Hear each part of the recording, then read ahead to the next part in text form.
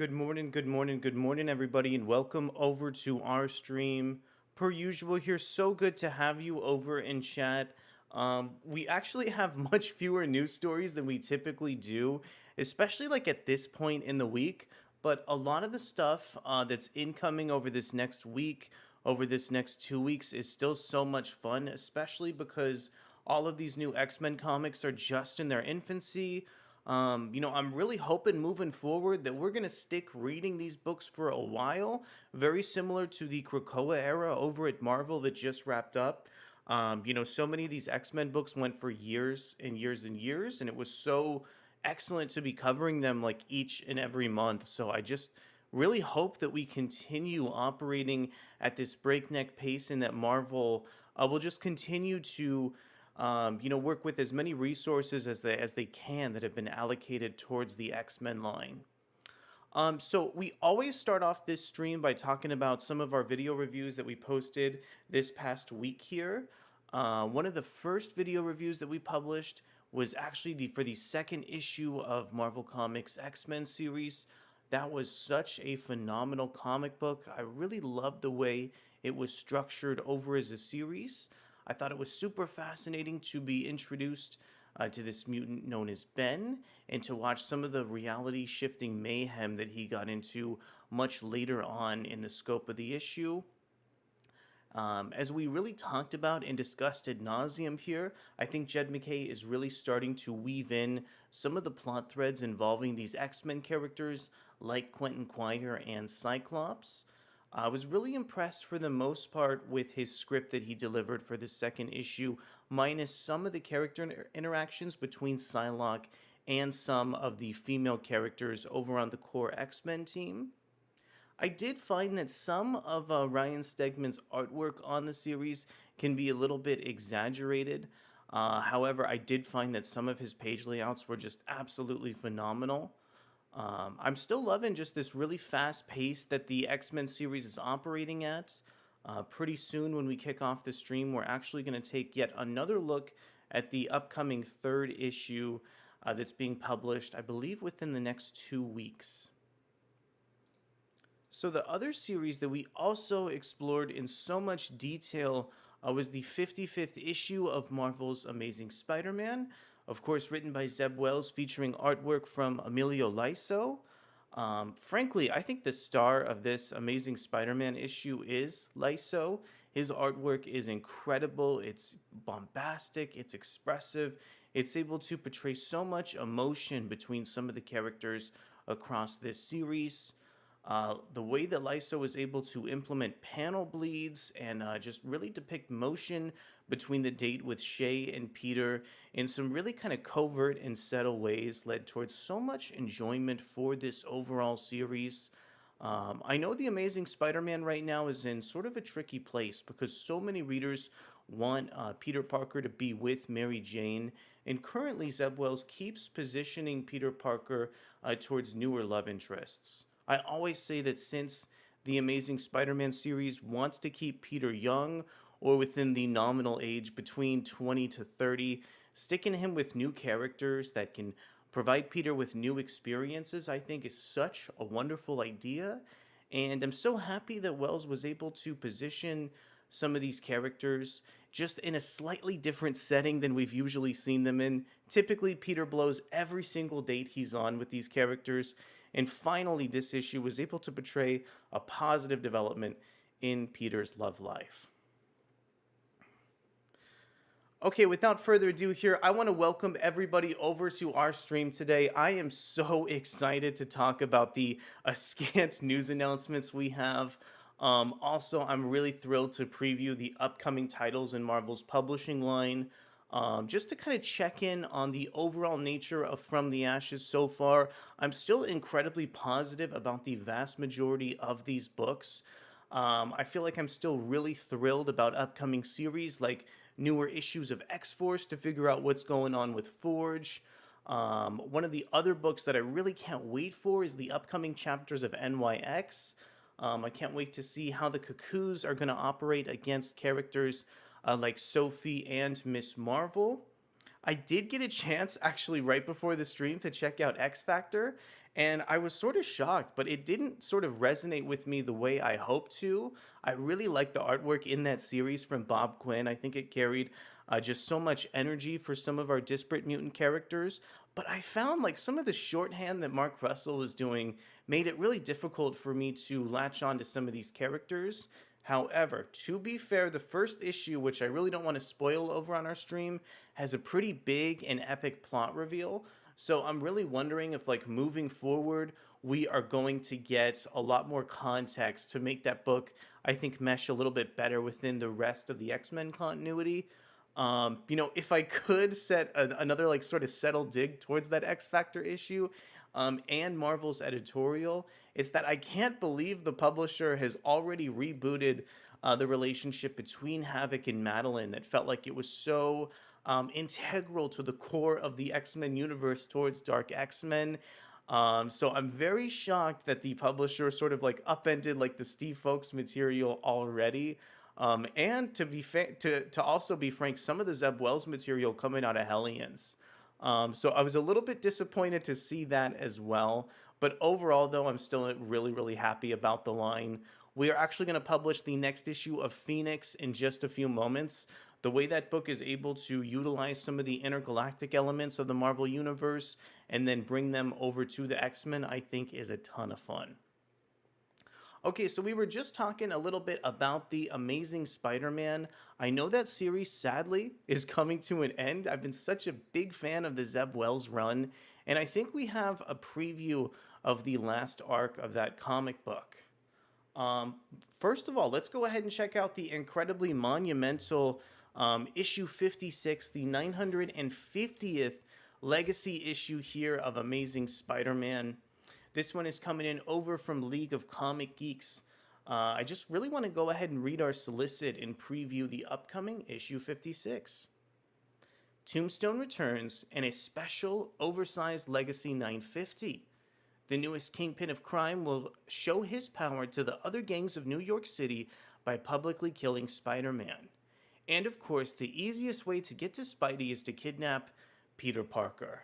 On top of our oversized main adventure, this issue includes some new instant classic stories. Zeb Wells has been working with Tombstone all throughout his Spider-Man run, almost from the very first issue. Watching Tombstone finally sort of upend his relationship with Peter Parker and start a physical fight, especially after this duo worked together during the Gang War storyline, I think is going to be so much fun and so tragic in the context of their relationship. To be frank here, I was hoping that Tombstone and Peter Parker were able to smooth over some of their differences and come together as sort of friends, like the Flash characters previously had with some of their rogues. But it looks like nobody can stop the animosity between Tombstone and Peter as Spider-Man from manifesting itself. I want to take a look at some future issues. I'm having such a blast checking out this solicit. Okay, so here is issue 57.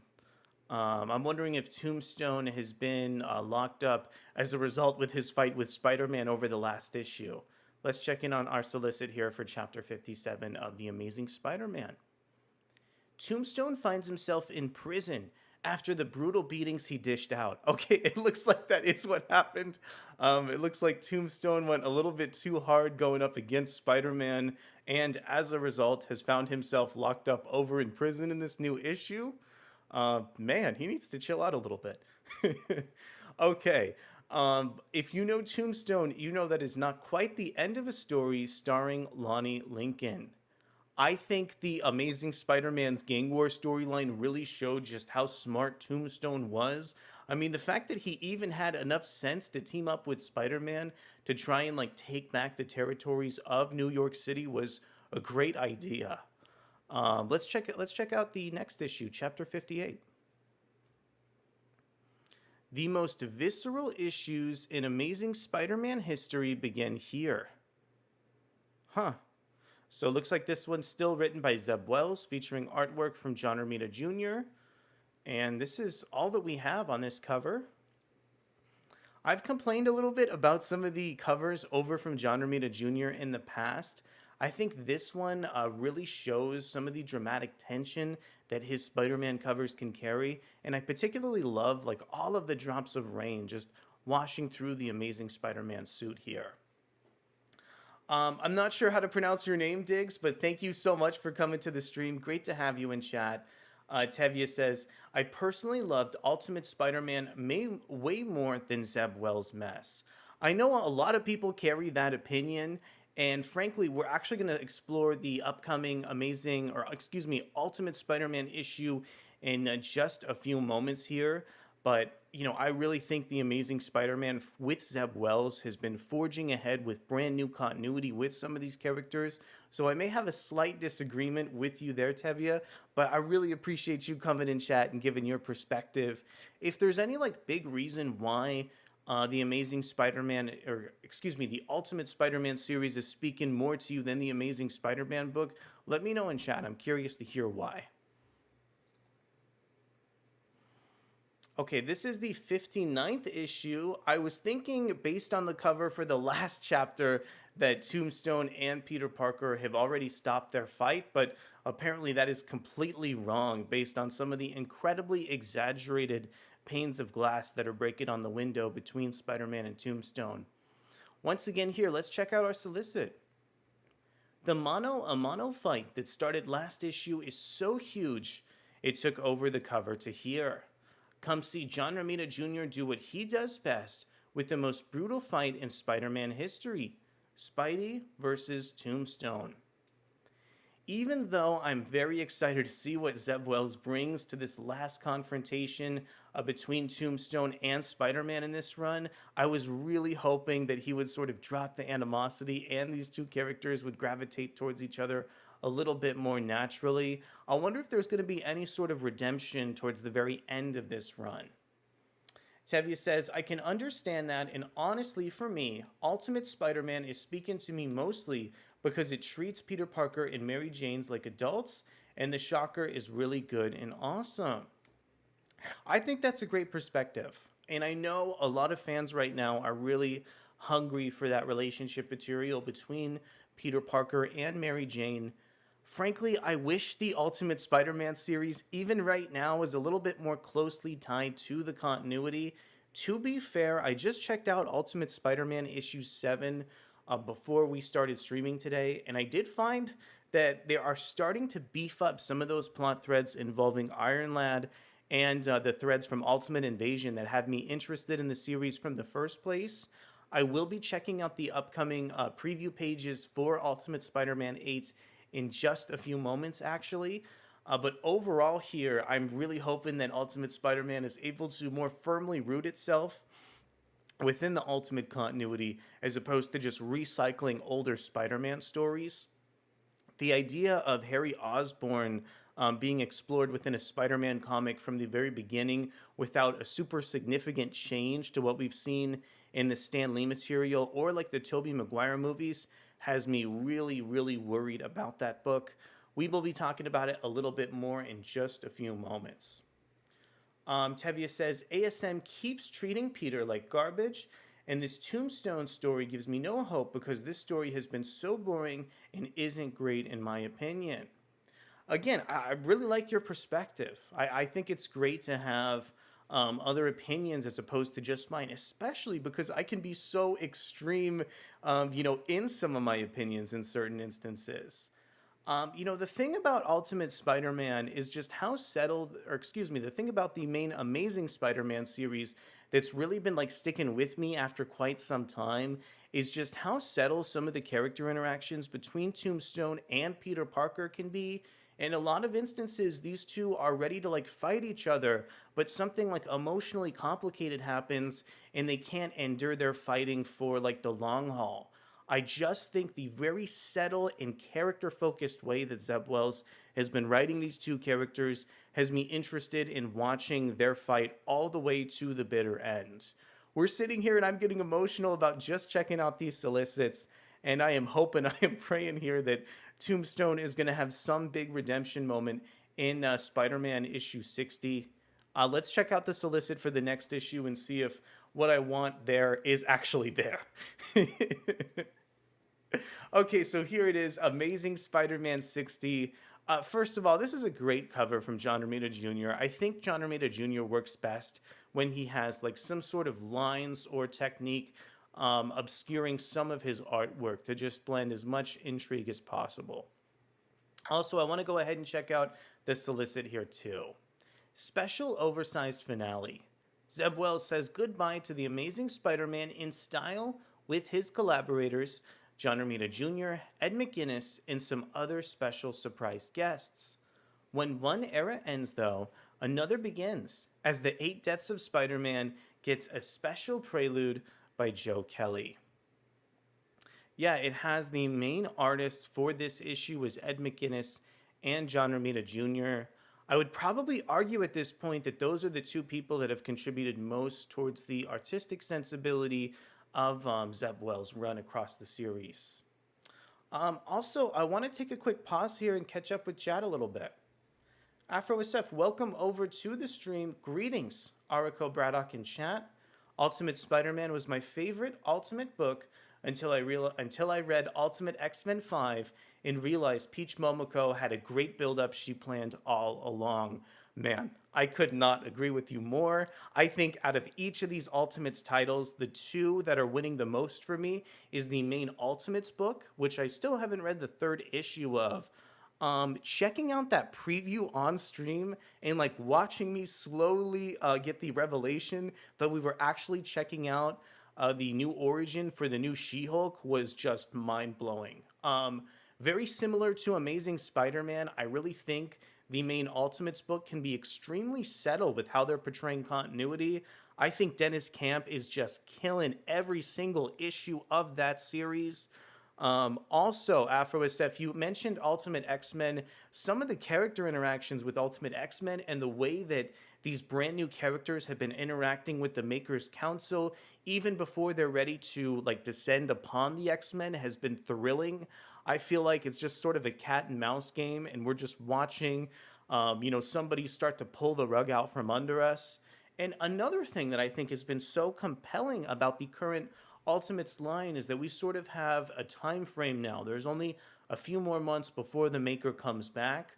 Hopefully, these books are all going to collide with each other. Hopefully, we're going to get some massive, really exciting crossover. And I think, although the Ultimate Spider Man is not super compelling to me in every single instance he's featured in, watching this character operate alongside like Hisako or Maystorm from Ultimate X-Men is exactly what I need to really, be a little bit more acclimated towards this ultimate version of Peter Parker. So I really think the future is bright for the Ultimate Universe. And man, we've been talking about this so exhaustively. I'm just going to go ahead and pull up the preview for the 8th issue right now. Give me just a moment.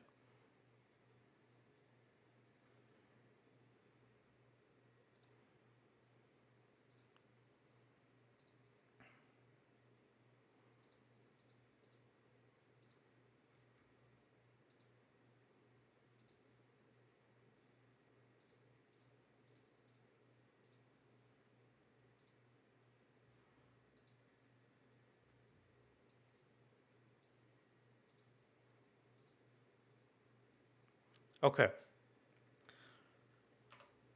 So here we go. This is over from Adventures in Poor Taste. This is a preview for Ultimate Spider-Man issue 8. I have complained ad nauseum regarding this series about its lack of continuity involving the rest of the Ultimate Universe. We have minor spoilers for the previous issue of Ultimate Spider-Man, but the last issue finally was able to implement Iron Lad into the comic book and more firmly establish the Ultimate Spider-Man series in continuity. Let's see how they're going to follow up that surprising issue with the 8th installment that looks like it's teasing a familiar Spider-Man element captured in a brand new context. Want to give thanks to David Brooke from Adventures in Poor Taste. Peter Parker talks to his black suit in Ultimate Spider-Man 8. Enter the Sinister Six, but a group of supervillains isn't the only challenge Spider-Man will face. Courtesy of Marvel Comics, Adventures in Poor Taste can share the Ultimate Spider-Man 8 preview out next week. The series is now into August, and Spider Man has a new friend to communicate with: his costume. If it looks very close to the symbiote, you wouldn't be the first person to think that. Just spitballing here. But if Peter's entire personality is replicated in that suit, could one surmise it could become a clone at some point, or even the Ultimate Universe Venom? Kingpin Sinister 6. Kingpin gathers a team to deal with his mass vigilante problem, but a group of supervillains isn't the only challenge Spider Man will face. Meanwhile, Green Goblin joins forces with Dr. Octopus. And Ultimate Spider Man 8, written by Jonathan Hickman, featuring artwork from Marco Cicchetto, colors by Matthew Wilson, and letters from VC's Corey Petites. I think this cover on Ultimate Spider Man 8 is just incredible and is able to capture the movement from both Iron Lad and Spider Man in a super dynamic context. Also, the way that the camera is positioned here by Marco Cicchetto is incredibly creative too. Okay, so here's our first interior page on Ultimate Spider-Man 8. This series moves in real time and loves sort of establishing its time and place on each and every opening page. I quickly want to shout out Matthew Wilson. I feel like the colorist is an element of the creative team that I tend to gloss over across these series. I think the darker hues in the background and the way that he's able to implement the colors across this bridge here are just so staggering. This first page also has a great sense of perspective from Cicchetto too, with Peter positioned at like the edge of this room here. And it looks like we have Mary Jane speaking to him. Mary Jane says, "I think we're going to be late. Peter, I think we're going to be late." Yet again, the duo have another interaction here. Chip Zdarsky himself made a joke about how Marco Cicchetto loves drawing incredibly attractive characters. I think he's following suit here with this shirtless version of Peter Parker. Throughout this page, I feel like we get Peter and Mary interacting with each other in a very sort of like domestic and casual setting, which I don't personally have a problem with.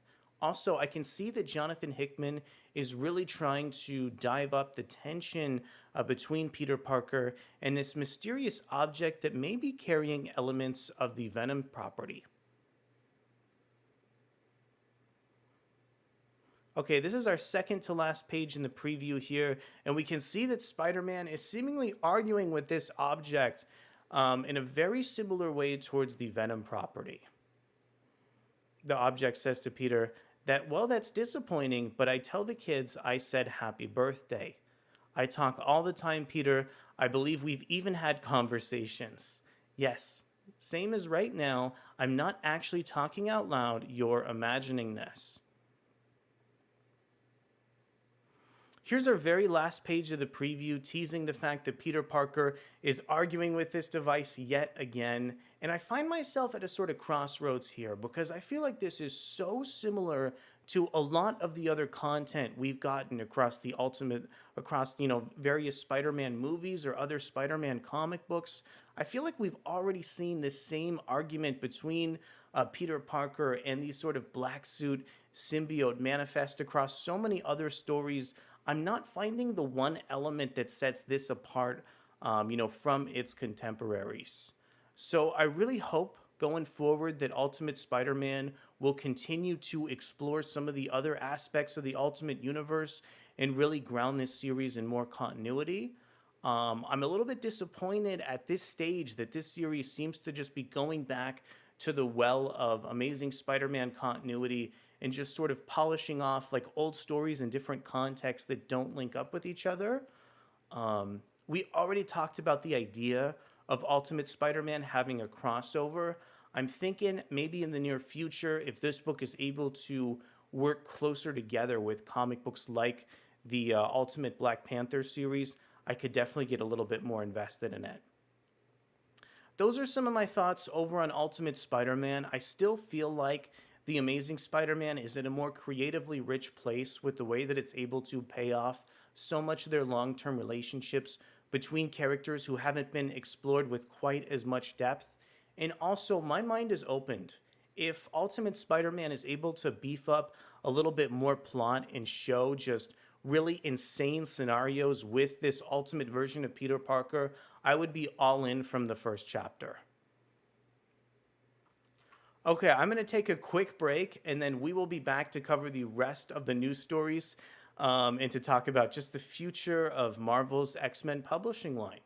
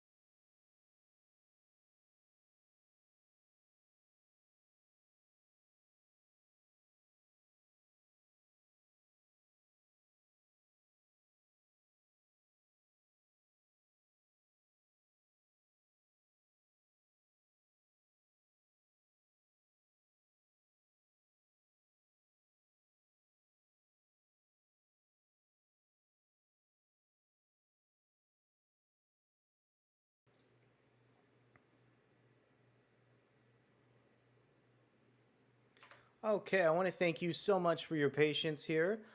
Let's go ahead and check out the new issue of Phoenix coming in from Marvel Comics. We are in such an exciting place right now as Marvel recently ended the Krakoan line of comics for the X-Men. Each and every month, we almost have like a brand new comic book debut. Well, frankly, almost each and every week. And even though this week we're not getting a brand new series, we're still getting the second chapter of the Stephanie Phillips and Alessandro Miracolo Phoenix comic book. Frankly, I think this book had a phenomenal first installment that really depicted Jean Grey as such a powerful force over as the Phoenix. Also, Stephanie Phillips delivered some great narration and was able to introduce a really fascinating antagonist with the character of Adani. We already talked about this, but the way the book has been able to implement so many intergalactic elements of Marvel into the book with the Universal Church of Truth, with the character of the Crimson Corsair from the Starjammers that we have on our cover. There's a lot of fun stuff here in this issue.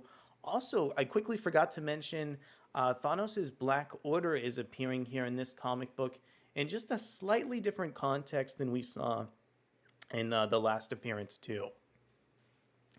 Without further ado, let's check out the second issue of Phoenix.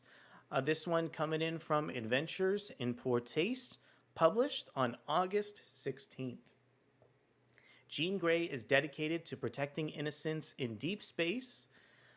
Yes, space is vaster than imagination, greater and darker than the mind can comprehend, and yet not big enough to stop family from dropping by without warning.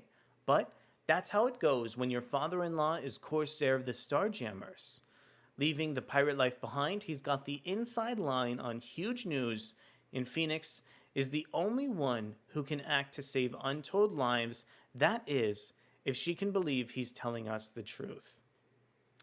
I very fast want to address some of the allegations regarding Alessandro Miracolo on Phoenix. I was so disappointed to see some of the evidence online showing that Miracolo was like tracing all of these individual figures that popped up. I'm waiting for Marvel Comics to address this. And in the meantime, here, I'm going to talk like as little about Miracolo's artwork as I possibly can. I was really, really excited when I saw some of the work on the first issue and was just so crushed when I saw some of those allegations surface. Also, I want to throw a ton of praise towards Stephanie Phillips. I think there were so many interesting plot elements in that first issue of Phoenix. Also, the way that this book is still able to interpret the relationship between Cyclops even though Cyclops is based out of Jed McKay's adjectiveless X-Men over in Merle, Alaska, has been thrilling, and I'm happy to see that Phillips is working so closely with the rest of Marvel's continuity. So here's our first page. I think really teases just the awesome power of the Phoenix in so many of these disparate instances.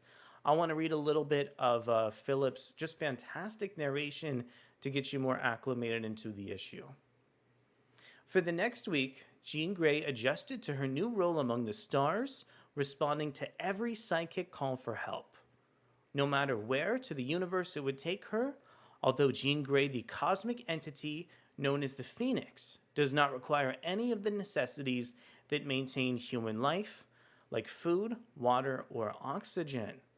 So this first page, I think, really shows you that Jean Grey is pushing it as hard as she possibly can in this new chapter of Phoenix, whether it be, fighting serpents, saving, small life forms, or just really, flying across the galaxy here.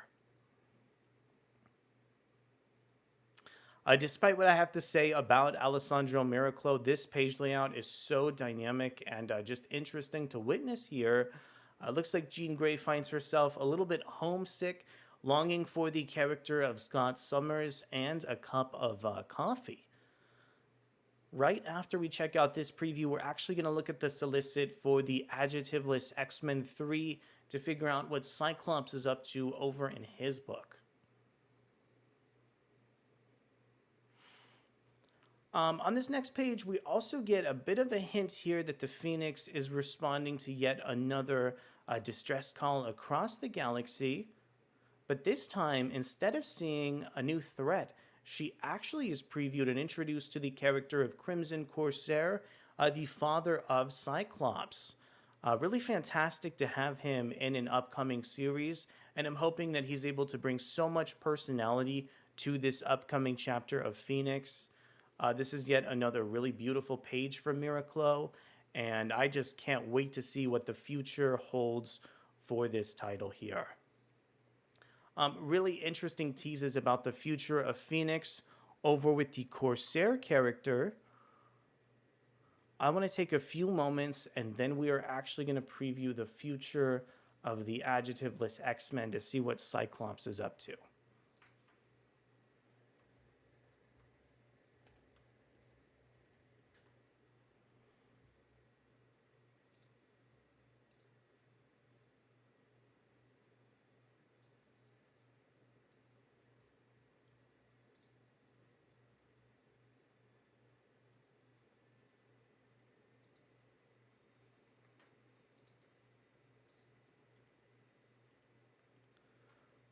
So over in Merle, Alaska, in the upcoming X-Men Chapter 3, Cyclops is working with this mysterious Agent Lundvist.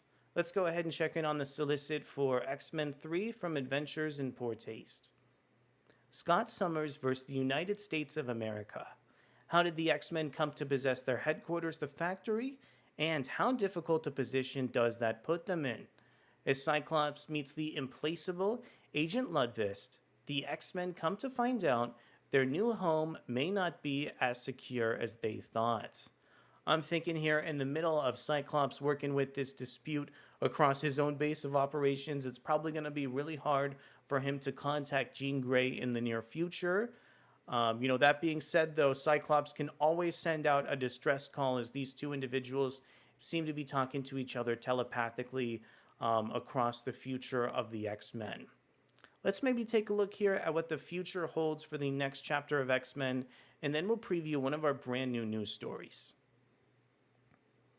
Here's X-Men Chapter 4. This one features Juggernaut on the cover here. They kill for kicks and they kill for clicks. Hello, Internet. It's your boy Trevor Fitzroy. That's right, Trevor Fitzroy and the Upstarts out there delivering content you crave. Livestream bespoke, mutant murder in high def, and best of all, you the viewers are the ones rating the kills. So smash that like button, hit subscribe, and tell us who the #1 viewer is. Right now, amongst like all the main X-Men books, I still think the core X-Men title is my favorite. I think this is due in large part to the fact that so much continuity appears to be surfacing from this book. While the main Uncanny X-Men series is working with the really interesting antagonist of Dr. Ellis, I think the fourth school, which are surfacing from some of the ashes of Krakoa from the adjectiveless X-Men series, have been so interesting. Plus, the mysterious 3K is looming in the background. For me, I think one of the really big things that the From the Ashes X-Men line has been doing is really establishing some strong villains to fight back against these X-Men characters. Also, we've already talked about this, but I am so interested to see how some of the Hellions and Cuckoo characters are going to fight back across the NYX characters and the rest of the X-Men moving forward. Frankly, as soon as all these books debut, I feel like we are due in large part for a big crossover. It would be pretty interesting watching like Dr. Ellis maybe team up with 3K or some of these like Hellions or Cuckoos characters. There is a ton of potential in this.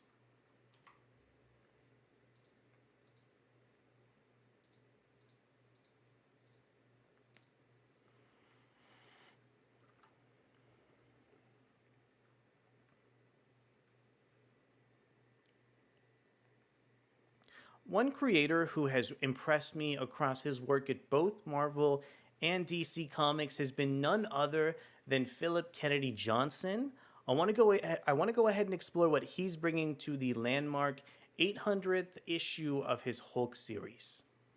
This November, Superstar creators joined Philip Kennedy Johnson and Nick Klein to celebrate 800 issues of Hulk and Incredible Hulk Chapter 19.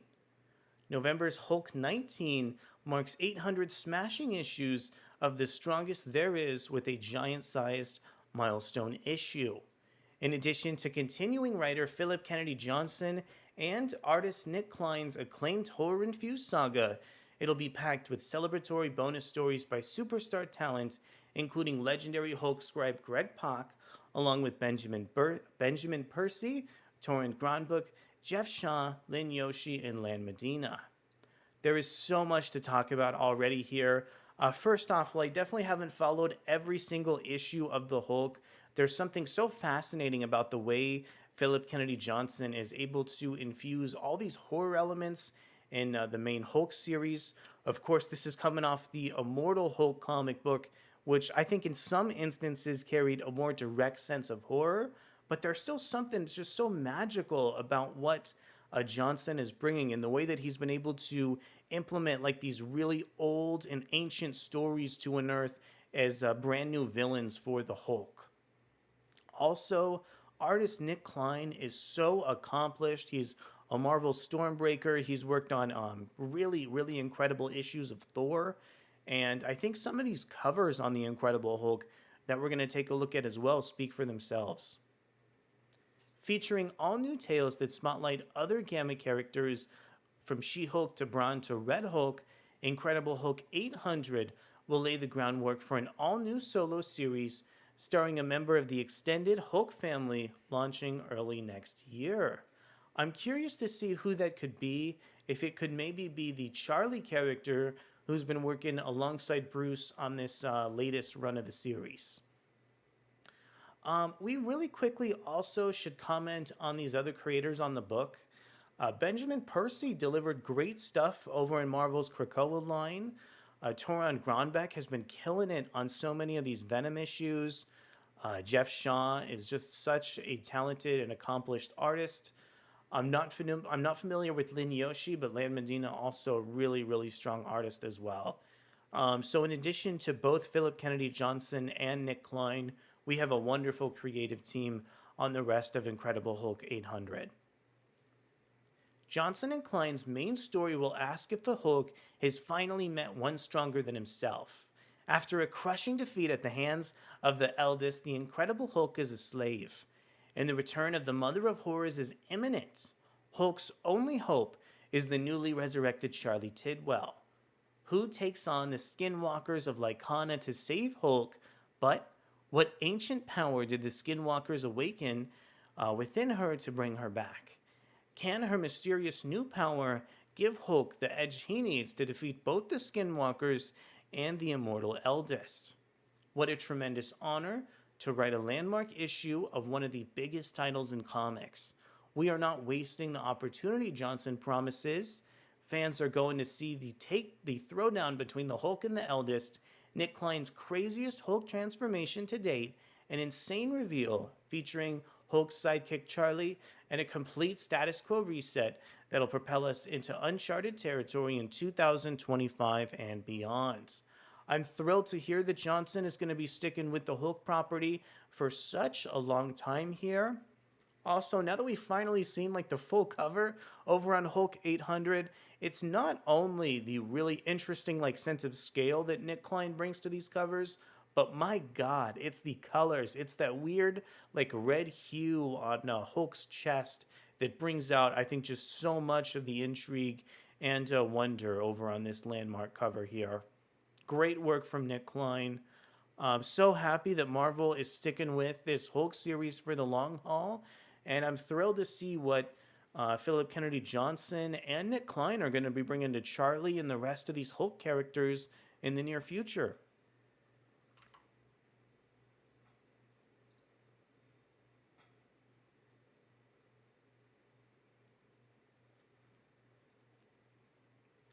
This is going to be the fastest, strangest news story over for the stream. We're going to cover it lightning fast here. This is a look at a character who won in terms of continuity. This is Firestar, who is now being featured in the West Coast Avengers. She had such an intriguing plot thread towards the end of Krakoa. She was operating as like a rogue agent, a double agent, on the inside of Orcus in the fallout of the Hellfire Gala. I feel like to reward her for that big accomplishment that she was able to make towards the end of that series, she's now placed firmly within the West Coast Avengers. This is a variant cover illustrated by Adam Hughes. I think it's a little bit on the nose. I think the expression for Firestar is a little bit exaggerated, but still, just the idea that Jerry Duggan is sticking with this character that he's worked on for such a considerable amount of time in a different series is so much fun. I'm excited to see how many X-Men plot threads he can bring into his upcoming West Coast Avengers series and just how great it's going to be in the near future. That is the end of that story. I hope you love this cover as much as I do. I hope you are as excited for West Coast Avengers as I am.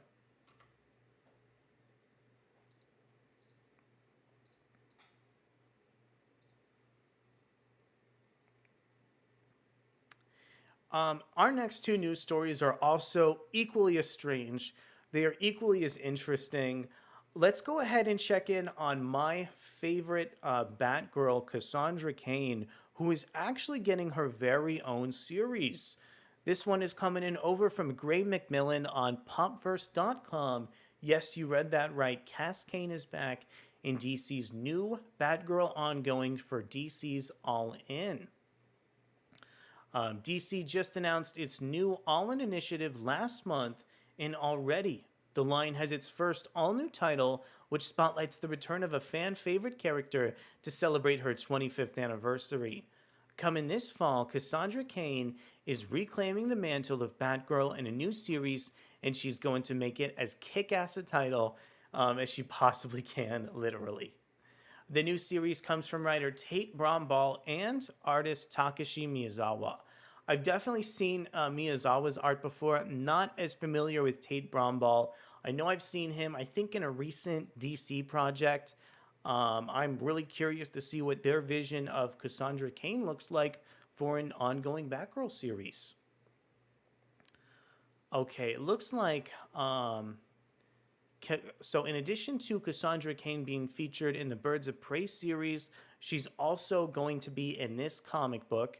And apparently she's on a collision course with her errant mother, the deadly Lady Shiva, as the two have come together to survive a group of assassins seemingly hell-bent on killing Cassandra.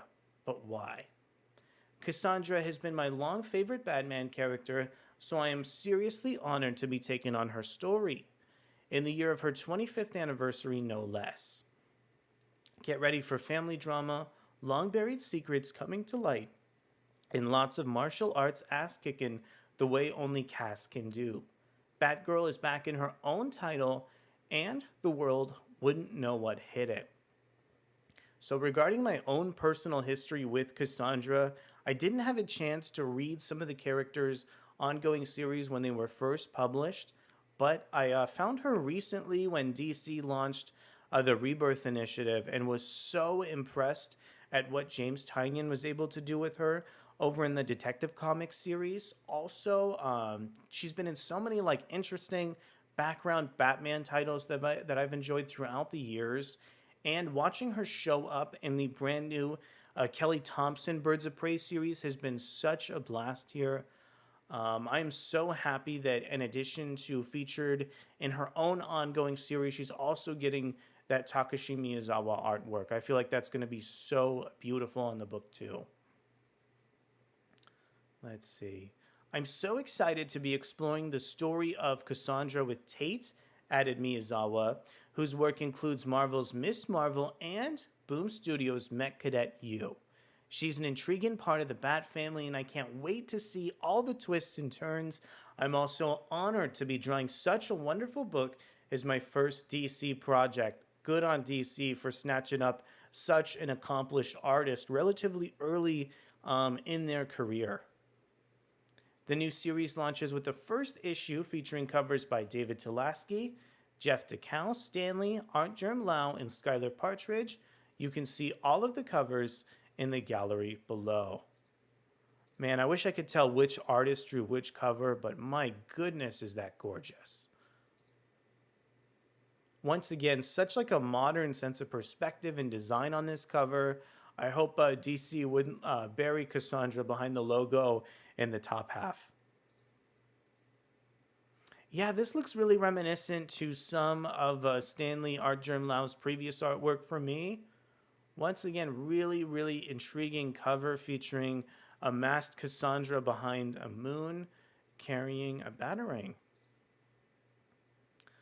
The shading here giving way to this character being revealed through the window shades is just amazing. I love covers that are able to carry some extra symbolism and almost create like another dimension. This is amazing. Okay, so that was DC's upcoming series starring Cassandra Cain. I am so thrilled that the publisher is headed in this direction. I can't wait to check out the brand new book. We also have yet another return to a fascinating DC character who I've really been acclimated to over the years. Let's check out the brand new series for Renee Montoya, The Question. The Question, All Along the Watchtower, #1 announced. Once again, this one coming in from David Brooke on Adventures in Poor Taste. Renee Montoya investigates a murder mystery on the Justice League Watchtower. Okay, looks like this was first announced over on Polygon, but of course we're checking out our David Brooke article on AIPT.com. We have a strong creative team on this book. Alex Segura is teaming up with Cian Tormey. Alex Segura, I know, has actually been writing like some crime novels. I think the idea of him coming in to comics is really, really fascinating. Cian Tormey is so great at drawing like really naturalistic characters and also has a lot of ambition with their artwork. I feel like this is such a fantastic team. I'm curious to see what kind of plot they're bringing to this Renee Montoya Question book. So the story follows Renee Montoya's after Batman, Superman, and Wonder Woman call her up to the Justice League's orbital watchtower headquarters to solve a murder. It's a murder mystery. Yeah, the idea and the way that they set that up with, Renee going to like an intergalactic scenario, I think is a great way to position that super like grounded and naturalistic character. On the influences of the series, Segura told Polygon they include Sherlock Holmes on Agatha Christie, plot-driven novels that feature colorful characters and situations often outside of the unexpected or mundane. But I'd also have to tip my hat to more modern private investigator novels like the work of Walter Mosley, Laura Littman, or George Pelecanos, stories about flawed protagonists in over their heads trying to do the right thing. For me, this would be like every other hard-boiled crime noir story, except for the fact that these Justice League characters have ties to like outer space, and now Renee Montoya is in the middle of it. So, what's the question all along the Watchtower about? Renee Montoya investigates a murder mystery on the Justice League Watchtower. Who watches the Watchtower in the wake of absolute power? The Justice League Unlimited has created a haven for all heroes. But can they keep it secure? Enter Renee Montoya, reeling from an abrupt end to her time in Gotham and looking for a place to hang her hat. But the Trinity didn't bring her up to the Watchtower to relax. There's a dark threat bubbling underneath the surface, and only the Question and her ad hoc support team stand a chance of figuring out who the problem is before it's too late. The Watchtower is as much a character in this as Renee herself, but it's a noir story. When all is said and done, you'll have to trust me when I say there's a lot put into all the backgrounds you won't be able to see under all the blood and shadows. Expect to find the first issue in comic shops sometime in November. Check out covers by Tormey and variants by Danny Earls, Lucia Perillo, and Jorge Fornes below. My God, this is incredible. To me, this is almost reminiscent of, some of these science fiction-esque gotcha games over on the internet. This is almost reminding me of like a scenario in something like a futuristic science fiction video game here with the DC character at the front and center. I wish more video games resembled the premise of this comic book. This is really, really fascinating. Once again, here we have a cover that takes the unique private investigator elements of Renee Montoya as the Question and then puts her in the middle of the Justice League Watchtower, which really expands the genre in a super interesting way. This cover also features an interesting, Western, old versus new mentality here too. Plus, I love the Question framing the page as well, or framing this cover as well. Really fantastic stuff. Here's our main issue. I don't think this cover does as good of a job capturing some of the interesting sci-fi context as the others have done, but I still feel like you can sort of get a hint at that direction with the wind blowing in the background. Always happy when DC publishes any material featuring Cassandra Cain or The Question. Very excited to see where these projects are headed over at the publisher. Okay, I told you at the beginning of our stream, it's a bit of a lighter week. However, we still do have our usual X-Men Monday. This installment, I think, is a little bit more interesting than usual. It actually features author Mark Russell talking about the upcoming X Factor series. For me, this is super intriguing because I really want to know where Mark Russell is going to be moving forward with this series next. The first issue of X Factor really pulled out the rug from this team and actually really introduced the idea that management is sending some of these characters on these like bombastic suicide missions.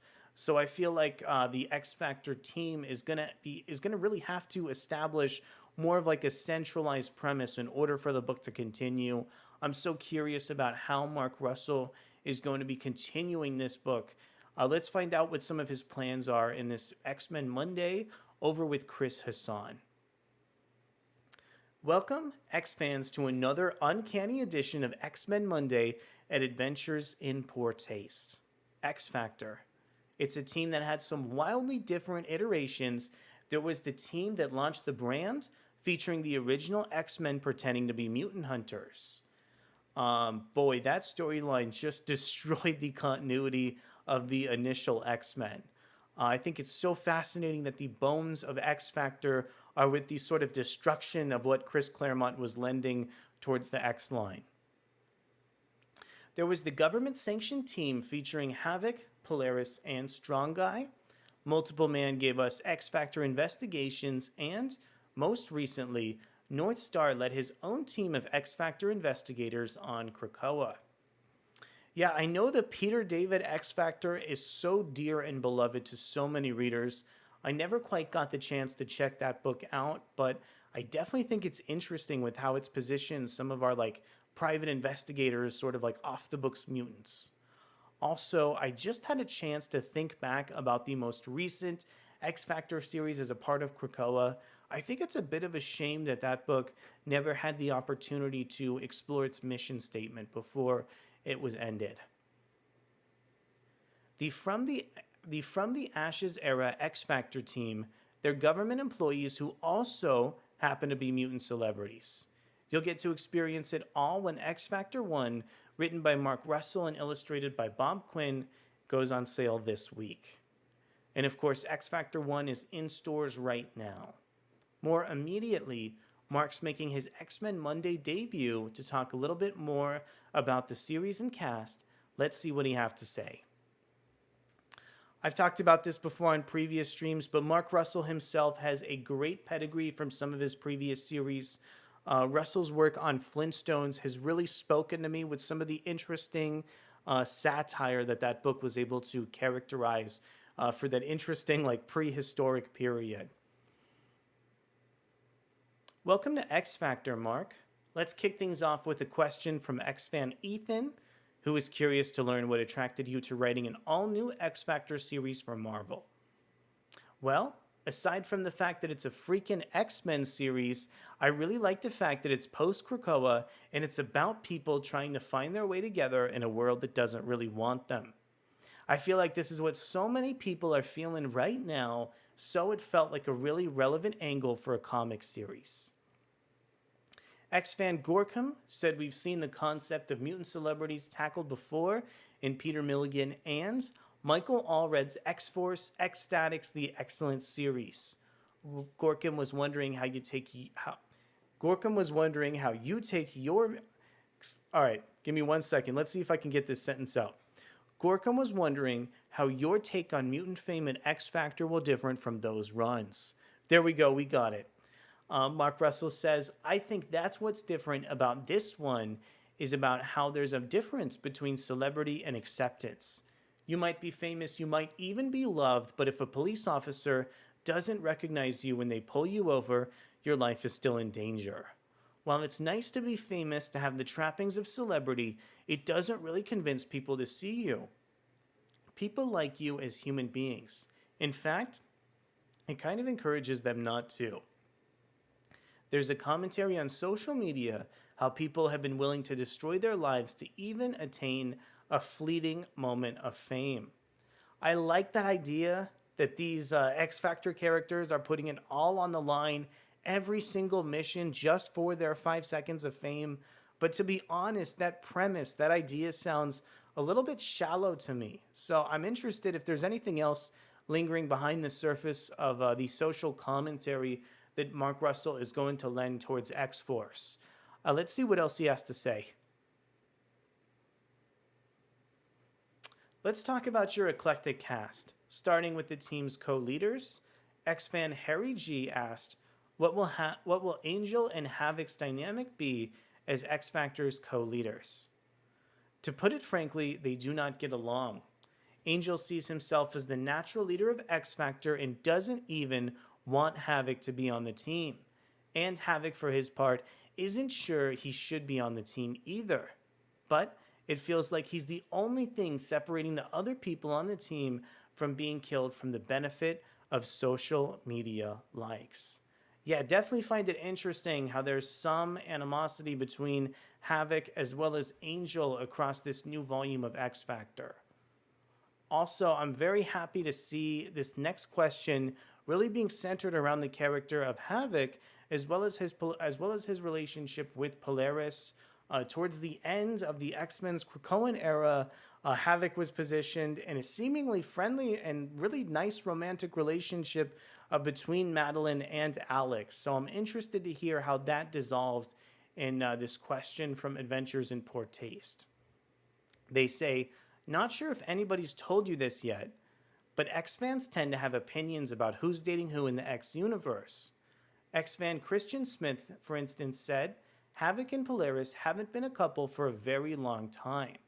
and putting them together again could be seen as a retrograde step. I probably would have the same commentary if you were to ask me about my feelings about putting these two individuals together. I feel like some of the zombie-esque nature that Havoc had in the last volume of Dark X-Men and the intriguing relationship that he had, with somebody who is as tapped into the interesting dimension of Limbo as Madeline was, lent so many interesting aspects about their relationship. Sticking Alex back with Lorna does feel, to me, I think, a little bit retrograde. Mark Russell says, I understand the concern, but I think readers should understand that when a new writer jumps on a series, it's often because they want to do something different with it, to change the dynamic of the characters in a way that makes sense to them, in essence, to tell a new story using the old ingredients. And that's what I hope to do with Havoc and Polaris. And Havoc has been dead in the interim, and death has a way of changing a person. Yeah, I wish the continuity was a little bit more established between Dark X-Men and this book. I know there's an X-Men Infinity comic book that I haven't read that sort of ties, hopefully, some of these plot threads together, but still, I just don't know why Mark Russell has made this decision, and I'm not reading anything that makes this feel more coherent towards Marvel's overall publishing strategy. For me, the big thing behind From the Ashes is the idea that these X-Men books are all moving forward with the plot threads from Krakoa to tell new stories. So I can definitely overlook this one oversight with Alex, but I have to see what other stories or ideas are in this book that are going to be interesting towards X-Men readers. X-Men Echo is curious to see Frenzy in the mix, as she's a character who, for a while, was very radical regarding her ideologies until she turned heroic, joined the X-Men, and is now a part of a government team.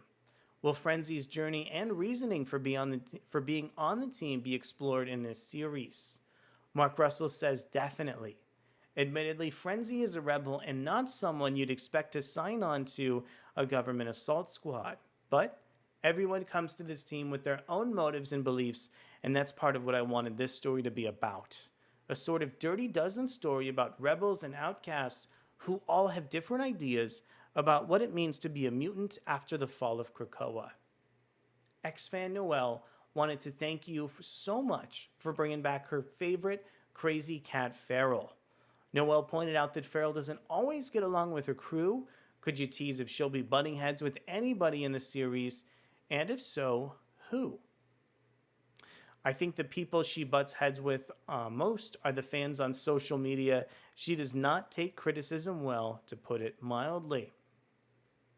I think this Luciano Vecchio cover for X Factor teases the really interesting cast of this series in a dynamic way, particularly with Angel, Havoc, and Frenzy here. X-Fan CCFan247 wanted to know what you can tell us about Cecilia Raya's initial reasons for being on the team. And CCFan247 and X-Fan David Sosa also wanted to know what made you want to write such a complex character who's been in the comic book limbo. SideQuest Cat, welcome over to our stream today. Hope you get some resolution on that there. Mark Russell says, first and foremost, it seems like a bad idea to have an elite assault squad with no doctor on board, so I wanted to have a character like Cecilia who sees her true calling as something that has little to do with her mutant powers. The fact that these characters are people beyond their power sets is a big theme of the series. Here's one related to social media. Pyro is a known romance novelist in the Marvel Universe.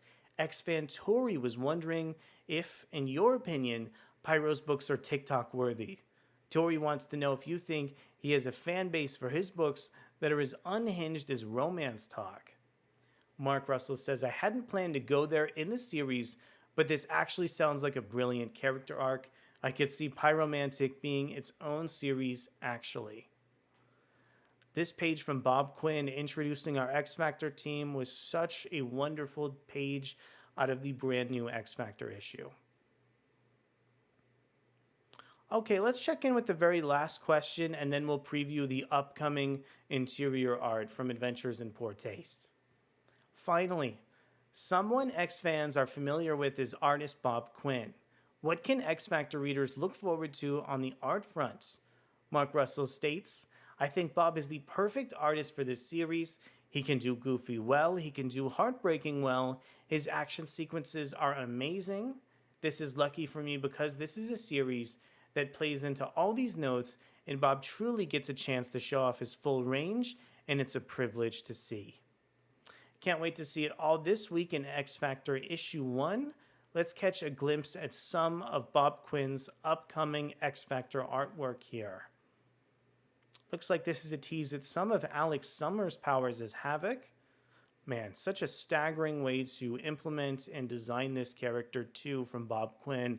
I feel like some of the black and whites just look so great from some of these pages here. Here's a look, I believe, at Frenzy and Granny Smites, one of the characters returning from the Krakoan era over from Marvel. Such great facial expressions depicted from Bob Quinn for these characters. Here's a look here at Pyro as well. Okay, and that is just about going to do it over for our stream. I want to thank you guys so much for coming aboard. A bit of a lighter week as far as Marvel Comics publishing goes. Just to recap, this upcoming Wednesday here, I'm going to be covering the second issue of Marvel's Phoenix. And then this next week, we're also going to be taking a look at X-Men Chapter 3, Ultimate X-Men, and Amazing Spider-Man. So this upcoming week is definitely also going to be looking a little bit lighter. Hopefully pretty soon here, Marvel is going to be releasing their brand new solicits, and then we'll have a ton more to talk about. In the meantime, thank you so much for coming to check out our stream today, and we'll be back in the near future to see wherever Marvel is heading next, and to review the latest issue of Phoenix on sale this Wednesday. Thanks so much, and I'll see you soon.